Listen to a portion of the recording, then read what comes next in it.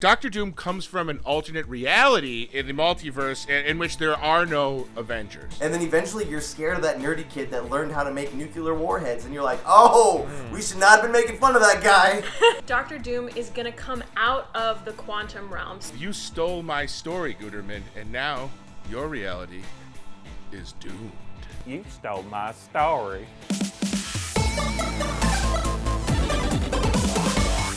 Welcome back to New Rockstars. This is Rogue Theory, and Doctor Doom's MCU debut is overdue. We're going rogue, practicing social distancing with metal face masks. Post, you on that? Yeah, we're good? I'm Victor Von Voss, going rogue remotely. With me today are Marina Mastros. Hi! Hi, welcome back, Tommy Bechtold. Hello. Bittersweet farewell to my mom's bedroom where I've been recording for the last 3 months and heading back to California next week. And it's really going to be hard to say goodbye to all the memories I've made in here. And it's not weird. Tommy, show us a picture of you when you were a kid from that house. Don't edit any of this out. Leave this all in. This is all perfect. Absolutely not. And We would never dream of it. Feast your eyes on this. Wait, oh my god! Look at that little scout. Oh yeah, you guys can't really see because I'm. There we go. It's so cute! That smile. That was worth it. I still use that as a headshot. Solid bone that we just threw to the podcast listeners there. Oh, yes, we also have a third co-host, our friend Joven, a.k.a. Joshua Jovenshire. Welcome back to the show, my friend. I'm glad to be here, and I'm fully squeezed, baby. Let's do this. Yay! All right, let's get into this, guys. Doctor Doom is one of the best villains in the Marvel lore. Sadly, he has not been done justice in his past film iterations. However, I think we can all agree the groundwork has already been laid for his entrance to Marvel Phase 4 in all kinds of interesting ways that may be hiding in plain sight. So I ask my panel, how will Doctor Doom be introduced to the MCU? I'm ready to jump in. So, Eric, you have pointed out on a couple of videos that there is what could be considered a little city in the back of the quantum realm, right? Like, we've analyzed it. That's right. And I think Doctor Doom is going to come out of the quantum realm. So, if we think back, Peyton Reed wanted to do like a throwback era movie in the 60s, right? So, what if he gets to do that now? Because he's doing Ant-Man 3. So, what if he gets to go back in time and say, like, you know what? The Fantastic Four did exist. They were in the 60s, and Victor Von Doom was back there doing science, doing magic, which is just science that we don't understand yet. And Pulling rabbits out of hats. yeah, That's why he wears a cape. so real. It's so true. So he gets to have that throwback to and film stuff as if it's in the 60s, and he gets to show the Fantastic Four beating Von Doom, and they think that they've defeated him, but really he just went to the quantum realm to hide, and he built that city. He's the lord of the quantum realm little city that you pointed out, and we see him in Ant-Man 3. And the reason I want to say this is because I think Janet's Hood in Ant-Man and the Wasp, we don't know who she is, right? When we have that reveal that it's her, at first, what's his name, is like afraid of his wife. Like, he doesn't know it's her, it's a hooded figure. And that is like an homage, a visual homage to Doom's hood, which, you know, it doesn't pay off in that movie, but it will pay off in 3. So he pops out, he figures out how to pop out of the quantum realm. Boom, we have our villain. It's a rat goes over the control panel, and Doom comes back. All hooded figures in the MCU are homages to Doom. Yes. Yeah, Red Skull, he's like, I didn't realize that's what this means. I love this theory. It answers a lot of questions Tommy and I have asked about the quantum realm that have not been explained. And I think that is by far the most interesting direction they could take for that quantum realm city, because that is what happened in the comics. They thought they got rid of Victor Von Doom. Really, he was just hanging out in Micro World, kicking it back with the lizard men of talk. And now it's time that we see those lizard men with, who would you want to play Victor Von Doom, Marina? Oh God! How about because he's in a this is terrible casting, but because he's on Twitter right now in the news, Ron Pearlman. Yeah. Oh yeah, dude, that'd be wild. Oh, that'd be great. He's not a scientist. Like, he does not like. translate Yeah. for a He's scientist. just wrestling also shrunken GOP congressman Yeah. down there. Oh my Let's god. do this. Let's do this, little man. Oh So god. Okay, funny. my friends, I will be doing scoring differently this episode Oh, God. because I believe Zach has been letting off panelists too easily. Oh, wow. So instead of awarding you points, you will all begin with 10 Sparkle Bucks. Oh god. Oh, You've wow. already earned them for being just amazing people. You can consider it your universal basic income because we need to Yes. give that a try. Yes. Wow. Now, for every gripe I have with your theory, I will deduct one Sparkle Buck. God. Why does this feel worse? Yeah. Yes, that's right. This is now a punishment-based episode. I'm into this. So this is like a negative debt sort of economy right now, where we're okay. Yeah. Yes. Interesting. It's like golf, right? Yeah. This is how golf works. You're- I think. Yeah, they lose money with every stroke they miss. Yeah. And every Sparkle Buck I take away, you need to incinerate whatever thing you had on your end. I want to see God. destroyed. Oh, where's my torch? So, Oh no. Marina, you began with 10 Sparkle Bucks. Okay, yeah. And I really, really like your theory. So I will only deduct one, just on the argument that Okay. I think the hooded argument is very interesting. It's thin. Might be a too bit of a stretch, just a bit of Thin. a stretch. Bit of Okay, a stretch. if you want to see me, you want to see me. Or f***ing- just pretend like you did. You don't No, have no, to no. stretch. This is gonna happen. Wait. Oh my god. Oh my God. There we go. Why do you have fire in a house? One of my we usually turn the roguies into something, and it was a box of matches. So now Oh. I'm just gonna set fire every time you take a point away. Oh. You burned. So your rogie would have turned into the sulfur match head. Ah, Yeah. And that's not It's been destroyed. that's nice. Yes. But now we get to see fire, guys. Fire good. All right, who's next? I'll go next because I'm sure Jovenshire's got an electric theory that I do not want it's to a doozy! follow. Yeah, I prefer to go first. Let's see here. First of all, shout out to Julian McMahon, who I thought was a great Doctor Doom and did what he could with what was not really a huge a showcase for him as an actor, but really great on Nip Tuck, and then he was on Runaways, another Marvel show that I quite enjoyed him on. Anyway, I think not having Doctor Doom in the MCU so far has been madness, and I'm talking about a multiverse of madness because this has been absolutely insane. And I think that most of the legends of Marvel comics that have not been introduced are going to have to be introduced through the multiverse, because otherwise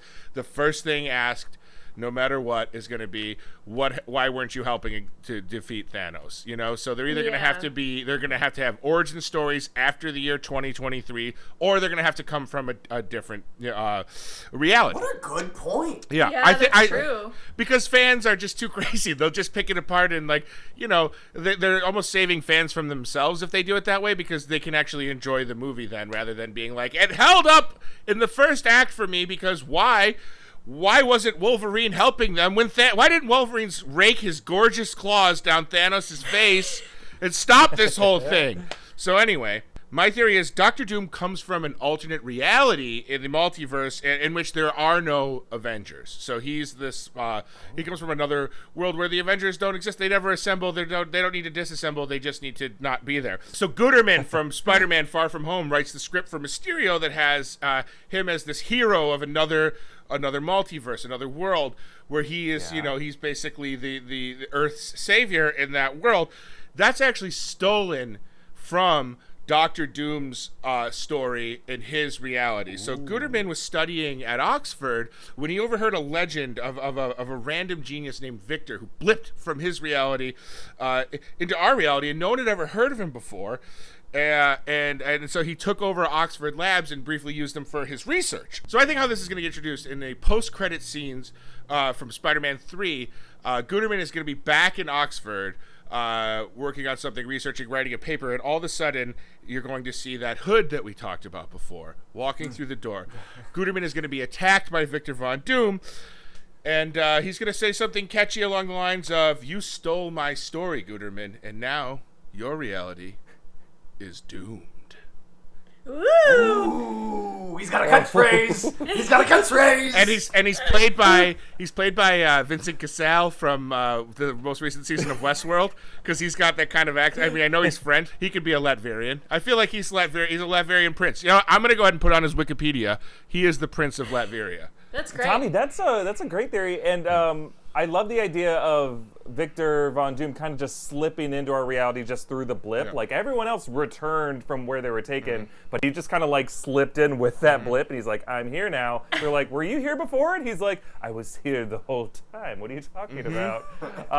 I also love the Oxford setting because, like, I don't know, the Harry Potter movies were shot at Oxford. They wear robes, like the old professor robes. Maybe found some old, like, Oxford cleric robe, and that's like his robe.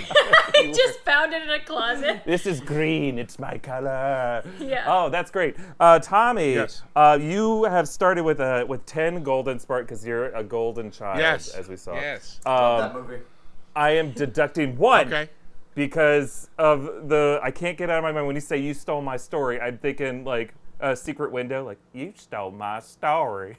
Yes, John Turturro. You stole my story. You stole my Well, I am story. absolutely devastated to burn this gorgeous WCW Monday Nitro NWO radio Nice! adapting microphone that used to have a Wow. microphone head. What you do is used to put batteries on and turn the radio to a certain frequency on the FM. Then you turn it on and you could actually broadcast through your radio. It also features sound effects from Goldberg, Hollywood Hogan, Sting, and big sexy Kevin Nash. So, well, this was a toy I treasured as a 13-year-old boy. It's now going in the flames, boys and girl. That is Destroy so her. cool. What a cool toy. What a relic. Not anymore. Yeah, that's awesome. It was really sticky. As I was moving it around in my hand, it was very, very sticky. And I don't know why. So anyway, I'm glad. I'm actually glad to see it's gone. Okay. I'm glad to see it gone now. All right, Joven, what you got? I would like to call it a mistake I made earlier. I accidentally said that I was fully squeezed. That's weird. I'm freshly squeezed. Oh. That's the correct slogan. Oh. Just someone's going to call me out for it, and I want you to know that I know. Anyways, okay. So here we are on topic. Let me tell you.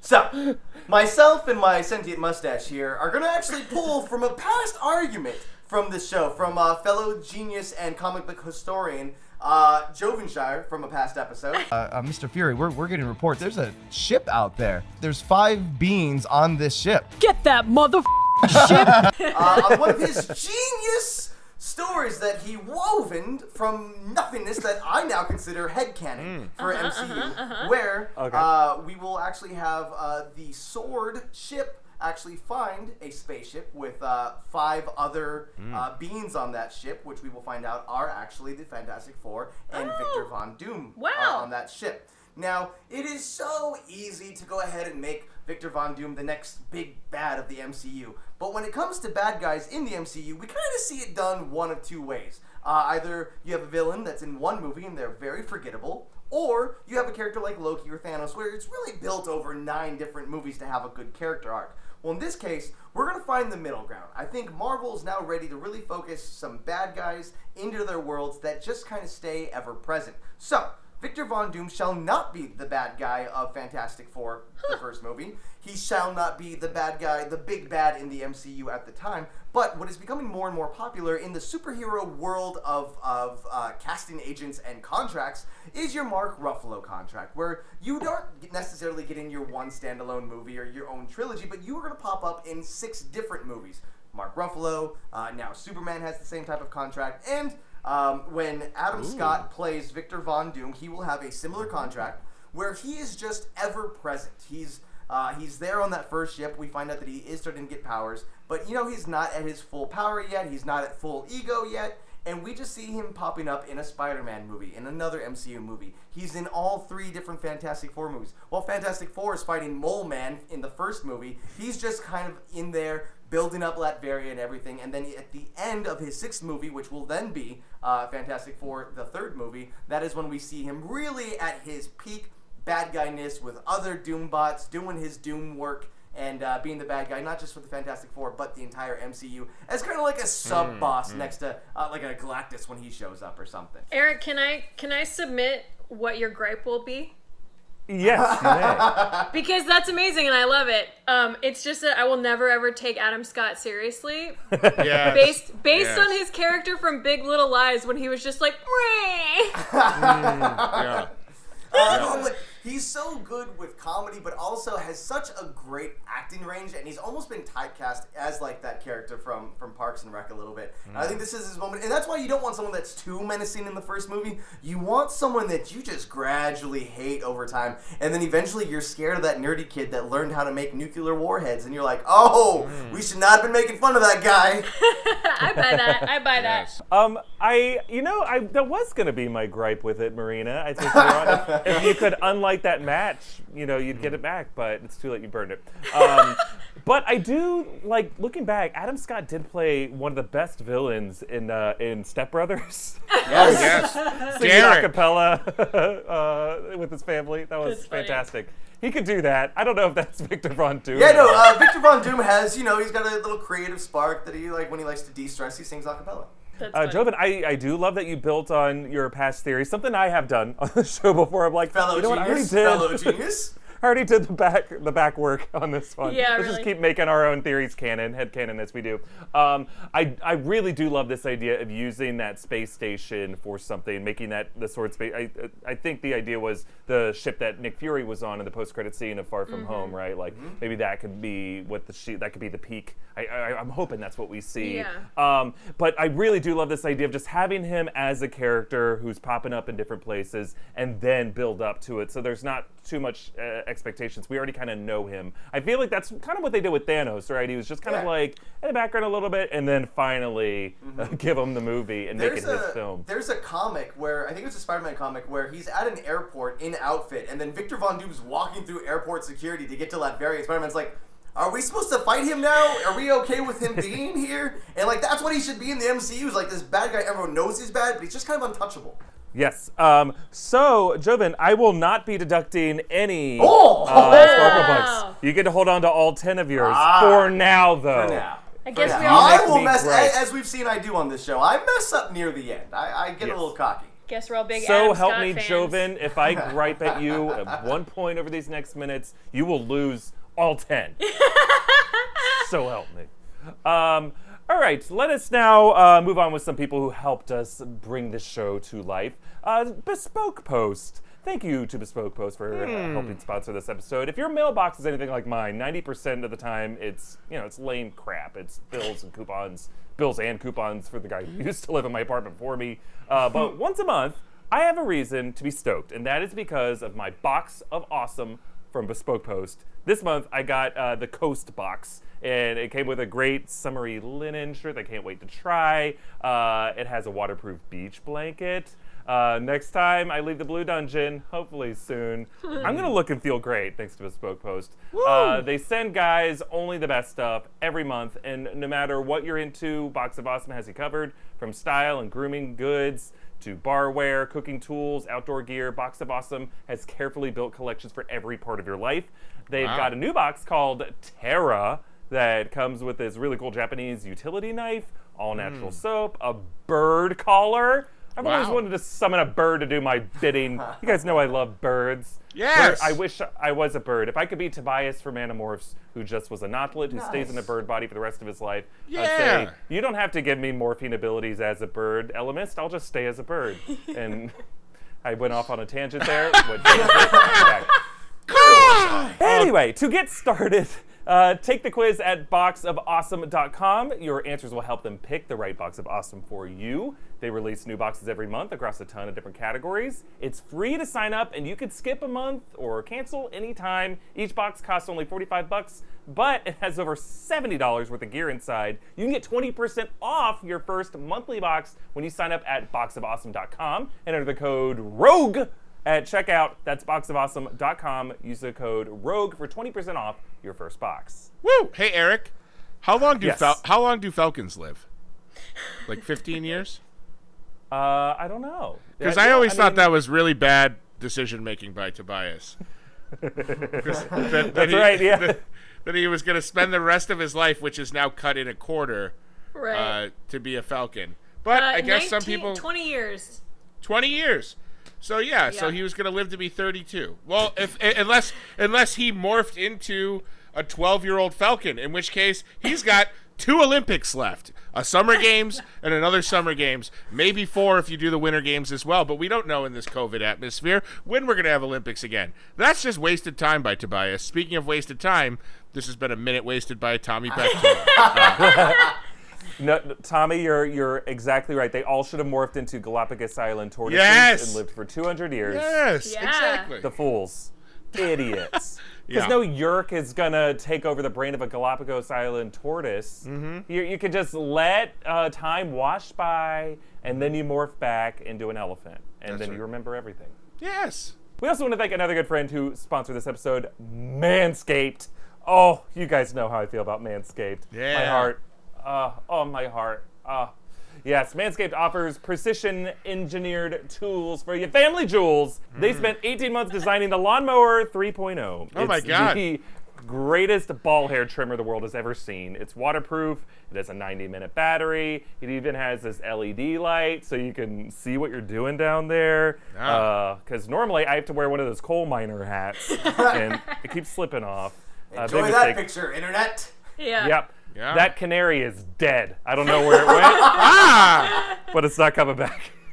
Anyway, manscaping accidents are a thing of the past thanks to Manscaped's skin-safe technology. They also got a quiet stroke technology on their 7,000 RPM trimmer motor. I can't say RPM without sounding like I'm in a car commercial. RPM. 7,000 RPM on your grill that runs on diesel. This doesn't run on diesel. It's like I don't know why speed is nothing to brag about when it's coming to when grooming is in play. Like, I don't mind if it has 2 RPMs as long as it doesn't hurt anything. No, for me, I need the speed. I don't have much time. I do these on my drive to work. It's not safe. Manscaped doesn't recommend you do that, but they help you get in and out in a nick of time. But you're not going to nick or snag anything. 18 months. Off.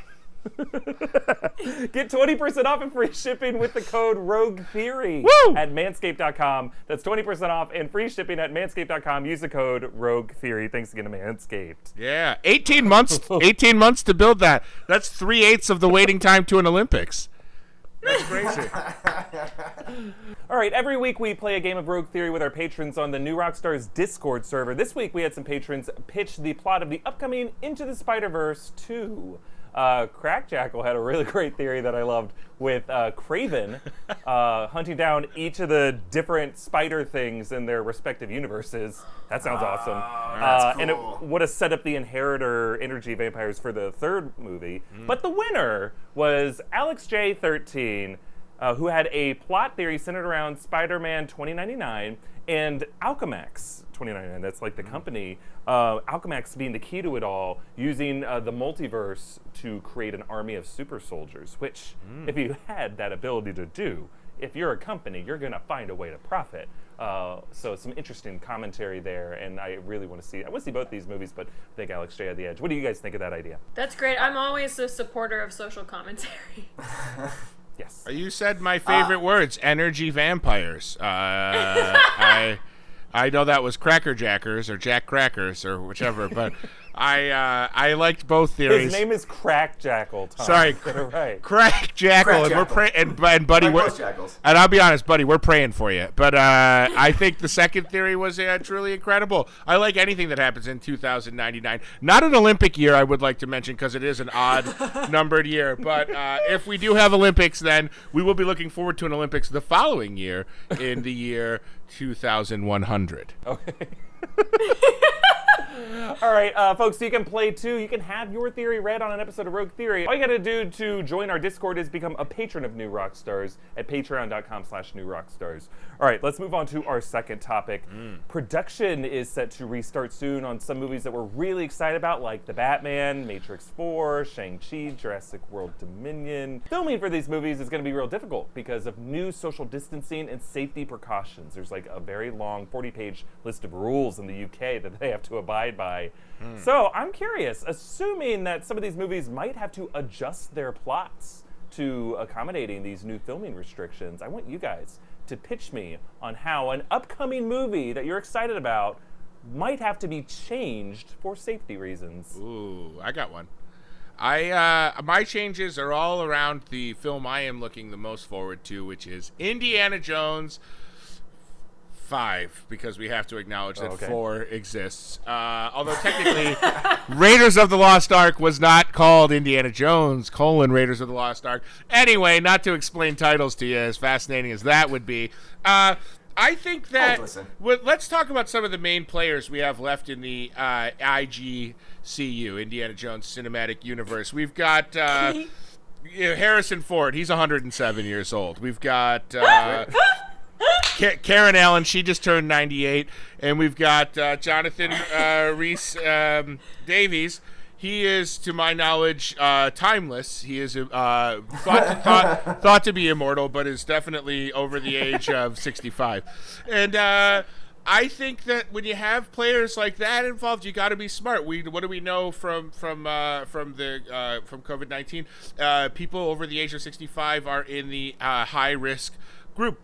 So I think we have to pivot away from whatever the script was for Indiana Jones 5, and it's going to become something a little more insulary. It's going to be, we're going to have those characters a little more isolated. How I think they're going to do that is I think they're going to have those 3 characters play versions of themselves throughout time. So the same technology that Samuel L. Jackson used in Captain Marvel, and that we've seen in a bunch of other movies recently, the kind of, The Irishman, where you get zombie Robert De Niro, who for some reason walks like he's 88 when he's 30 years old. Like, we'll be getting a lot of that.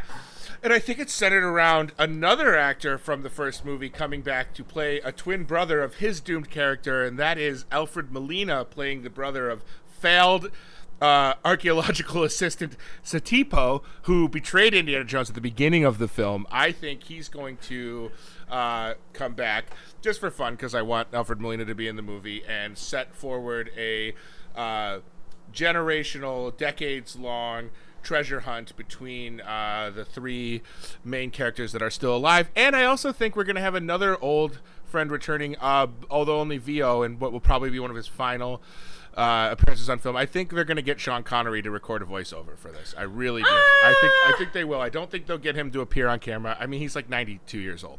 I don't think he wants to do that. But I would be surprised. Younger than Harrison Ford, you're right. He is. He's 17 years. He's 15 years younger than Harrison Ford. I don't know why I went legitimate age for Sean Connery, but so I think that Indiana Jones is going to have to make the movie. Whereas the temptation, I think, would be to blow the world out and take the burden off of Harrison Ford. I think him and Karen Allen are going to have to shoulder a lot of the heavy lifting on this film. I think it's going to be basically those 2 and maybe another person, and then a lot of CGI danger around them. Tommy, I'm afraid I will have to deduct 3 sparkle bucks. And you're lucky it's not more, to suggest or to say the ages of these stars, these icons. How rude! I guess. How dare you reveal that Jonathan Rhys Davies is immortal? Yeah. You know how much crap he's gonna have to go through now. Yeah. I'm not sure, but I think that character might be problematic now, because I think he's a British man playing like a Moroccan man, so I don't know that character flies. Anyway, I readily give up 3 childhood heirlooms of mine. I've got this Ghostbusters thing that you pull a ripcord from and he zooms across. He wears sneakers, Converse, cool. looks like for some reason. I've got a ticket to the final Rochester Red Wings baseball game at Silver Stadium, which was actually 2 years in a row because they couldn't get permits to build Frontier Field. So I actually went to both of the last games. See it right now. So this one's gone. And last but not least, I've got everybody's dream, an autograph Cecil Fielder Detroit Tigers jersey, because I don't just rep Buffalo, baby. I've got 2 cities on my body. Detroit, not from there, but do I have a tattoo of it on my body? You better believe I do. And that's another segment I call Tattoo Time with Tommy. They'll let you put anything on your body. Pick up segments in this show. I'm taking away another sparkle buck from you. Oh, God, no. We're going to restructure the show. Not a screener of the movie Bombshell. Oh, God. Guys, you don't know how many improv shows I've done with Tommy that have slid right into home of doing Detroit Tigers bits for 15 minutes while the crowd goes crazy, and I'm like, I can't get a word in because I don't know anything about the Detroit The answer is one was too many, and there's been way more than one. That is the answer to that question. Okay. All right. Wonderful. Who is next? How is some movie going to have to change its plot due to new safety restrictions? If I may, I don't believe all change is bad, and I think that there's some franchises that kind of need a reset, and they're going to be able to take this moment to go in a different direction. And I am looking at Jurassic World 5, Jurassic 5, J5, which is now Jurassic World Dominion. And in this particular movie, right? Or is it 6? Is it not 6? Isn't this the 6th Jurassic Park movie? This is a 6, yeah. This is a 6-pack. This is the J6 pack right here. Yeah. Jurassic Dominion. JD. Okay, no more nicknames for this movie. So here's what we're gonna do. We've gone into. I enjoyed Jurassic World. The one after it was an airplane movie. But with the fact that we can't have a lot of people on set, well, maybe we gotta bring things back. Maybe that's a chance to relook at the franchise and kind of go in a different direction. I'm thinking survival horror. Now you might think that's a weird direction to go for dinosaurs in Jurassic Park, but let's go back a little trip down to the 90s. PlayStation 1 classic Dino Crisis made dinosaurs very, very scary. I just got the finger guns from America. I think it might be I played that one. So what I want to see is the whole thing just kind of gets scrapped. Let's go back. Maybe you have 2 or 3 scientists on one of the islands. Now, these are genetically modified dinosaurs. Maybe there's something. Maybe there was something they missed over time. That now there's a mutation in the dinosaur genes. And I'm not talking about mutation to create a brand new dinosaur that doesn't exist. No more of that. We didn't want it the first time. We don't need it this time. But now the dinosaurs are just becoming more aggressive and maybe trying to find food sources that aren't their natural food source. For example, maybe a Triceratops or a Stegosaurus are actually now hunting and attacking humans. That doesn't have to be a process in the whole movie, but at least one scene where maybe they're working on one of the Stegosauri,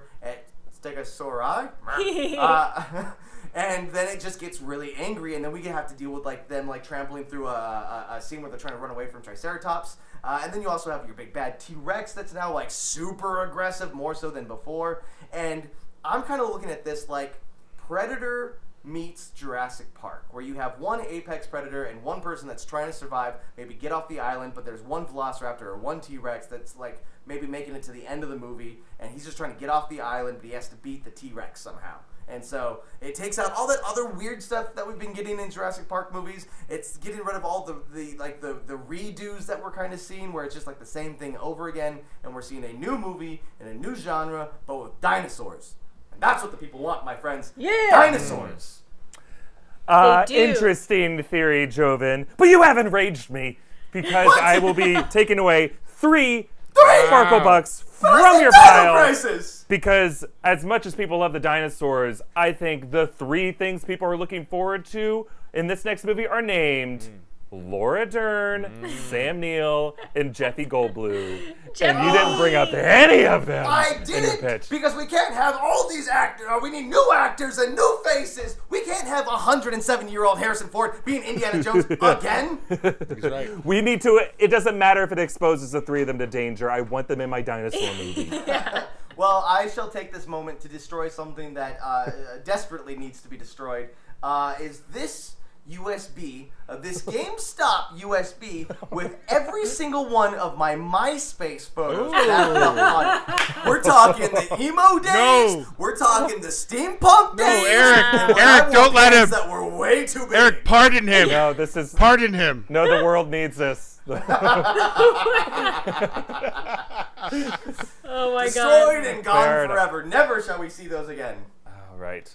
Well, Marina, you are now our point leader, I think. I am, but not for long.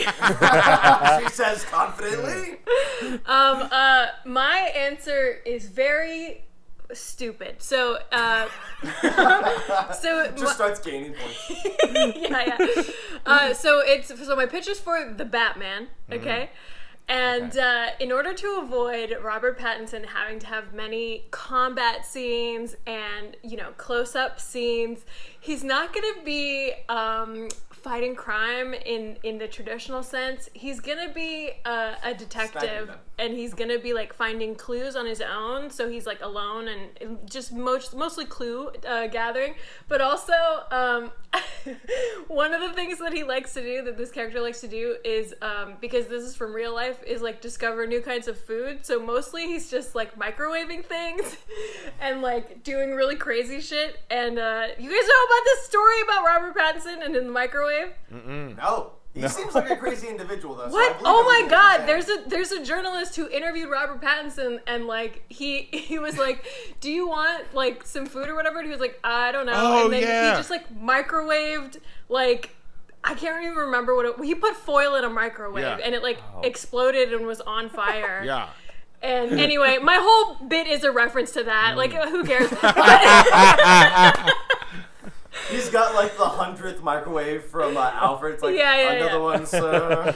But the one other adjustment is that, so, okay, even if it is a regular Batman movie, his mask is flipped so that the bottom half is covered. So he just wears a mask, and then his top part is open. Oh, yeah. So it's fine. It fixes His everything. forehead is susceptible to any bullets. Yeah, but he can have scenes with whoever he wants because his face is covered. Oh my God. His mouth and nose is He's covered. already had like pictures of him taken with his bottom. The people are gonna like Truman show Yeah. his face back together to be like, it's Bruce Wayne. Did I say I was gonna be the point leader for long? No, I didn't. I don't know. I got no problems with this one. Well, Marina, I will be taking 1, 2, Yeah, 3, yeah. 4, 5 rookies away from That makes sense. That makes Because- sense.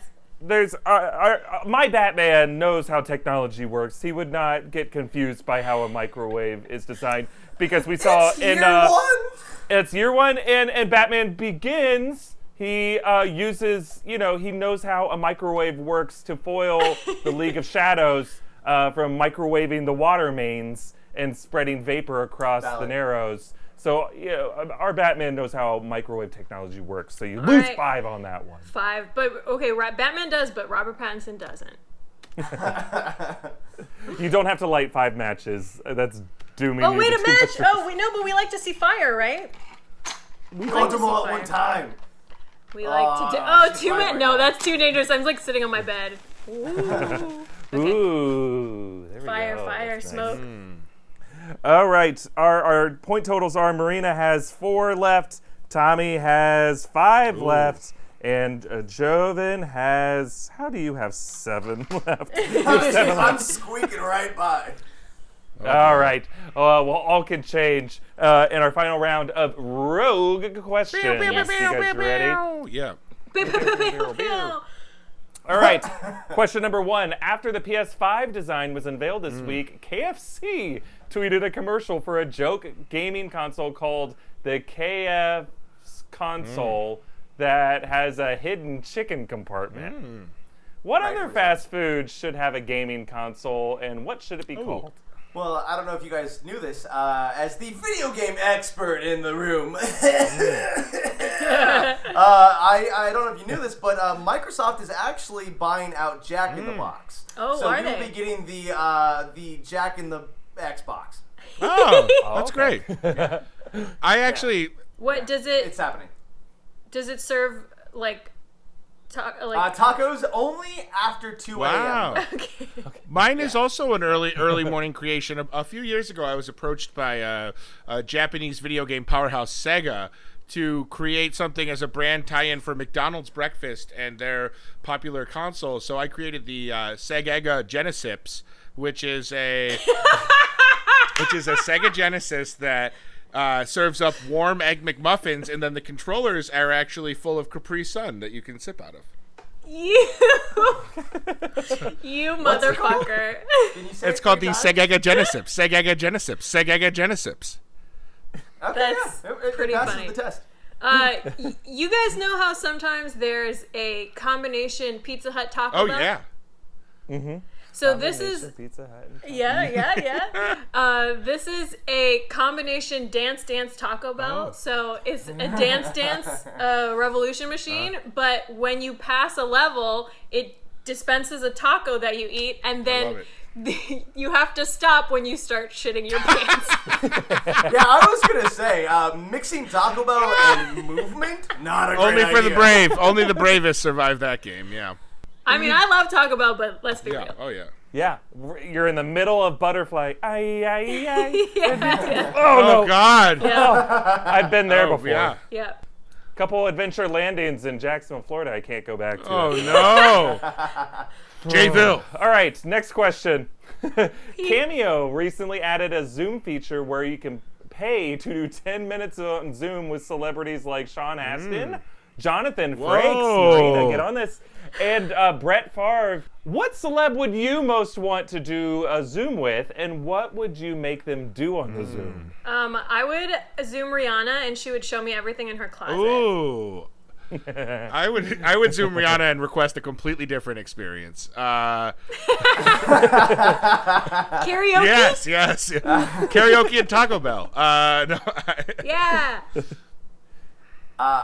I would like Patrick Stewart just for like my 2 a.m. Zoom calls where I just want him to count sheep for me as I fall asleep. Yeah. Oh, that is great. Mine would be Vin Diesel in character as Groot, and I would just because I. Oh, mine was good. Yours was better. Yeah, that's great. No, Vin, stop saying other things that are. No. This only works for me if you stay in character as Groot. I lost it again. Stay in character as Groot. All right. Lastly, it was announced this week that the Oscars will be delayed. I want you to give me your best Oscar acceptance speech for best VFX as a result of having to make COVID-related changes to your movie. Okay, I'll go. I'm Robert Pattinson. I'm sorry about the microwave. Yes. That's it. Drop That's the it. mic. That's it. A lot of people told me dinosaurs with masks on wasn't going to play. They said the dinosaurs, they have different kinds of immune systems, but I said the dinosaurs are the protagonists of this film. Therefore, children will be looking up to the dinosaurs. Therefore, the dinosaurs need to be compliant with a proper infectious disease prevention plan. The dinosaurs must social distance. The dinosaurs must shelter in place. The dinosaurs must wear masks. The dinosaurs must not go outside if they're immunocompromised or have been in contact with anyone who tested positive for COVID-19 in the last 2 weeks. People said I was crazy. I was fired from this film, and yet I'm here today because I broke out of jail, because I acquired a samurai sword, because I got past security. Anything can happen in this country. It's just plain. Yeah, they just start showing Land Before Time after him. America is a great country. Did you just give an acceptance speech for I did, my yes. movie? You just Kanye'd his movie. Yeah. I didn't You're like, I didn't realize we had to do our movies. I was just gonna give it. That's my fault. I disqualified myself. All right, well then I'll go ahead and do one for your no, movie. how dare then, you. Where I'm Harrison Ford. Yeah, it'd be Harrison Ford. Thank you for this one. I didn't want to do another movie. I created COVID so that I wouldn't have to do indie, and they still got me back. God damn it. I'm going home. That's great. There No, was a Harrison, lot of don't pressure. take a plane. Don't fly yourself home. But yeah, Harrison, no. Then he stares at Jake Gyllenhaal and goes, "Jake's. Why did it have to be Jake's?" yeah. Well, the point totals have not changed after that, Joven. You are the winner of today's episode. Woo! Well Oh, done. man. As the Oh, winner, man. what is your wish for? My wish is you guys have to reenact some of your favorite movie lines as those actors, but if they were still doing those roles today. So you're 107-year-old Harrison Ford. You're Oh. They're very old. It's your favorite movie lines recreated. Mine is the same because he was 104 when he filmed it, which is from Blade, and he goes, "Some motherfuckers always trying to ice skate uphill," but it's not Blade. It's what is his name? Chris Christopherson. Yeah. Yeah, he like was 100 when Whistler. they Yes. filmed that. Yeah. Mine is. Indiana was the dog's name. Henry Jones Jr. Henry Jones Jr. And Diana, let it go. He's just Gandalf.